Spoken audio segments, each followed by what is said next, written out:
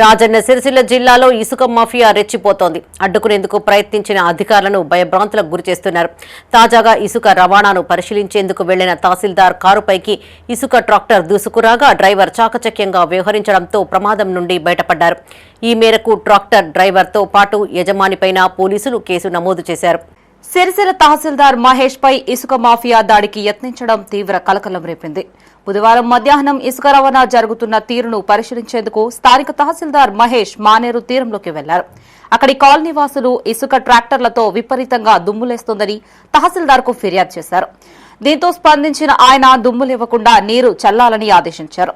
అనంతరం కార్యాలయానికి తిరిగి వెళ్తున్న క్రమంలో తహసీల్దార్ కార్పై ట్రాక్టర్తో దాడికి యత్నించారు. అనుమతులు లేకుండా ఇసుక స్మగ్లింగ్ చేస్తున్న ట్రాక్టర్ అతివేగంగా రాంగ్ రూట్ లో తహసీల్దార్ కారుపైకి దూసుకొనొచ్చింది. దీంతో అప్రమత్తమైన డ్రైవర్ కారుని పక్కకు తప్పించడంతో త్రుటిలో ప్రమాదం తప్పింది. ఈ మేరకు ఇసుక స్మగ్లింగ్ చేస్తున్న ట్రాక్టర్ పై తహసీల్దార్ మహేష్ పోలీసులకు ఫిర్యాదు చేశారు. ట్రాక్టర్ డ్రైవర్ శివాజీతో పాటు యజమానిపై పోలీసులు కేసు నమోదు చేశారు. ట్రాక్టర్ను స్వాధీనం చేసుకున్న పోలీసులు కేసు దర్యాప్తు చేస్తున్నారు.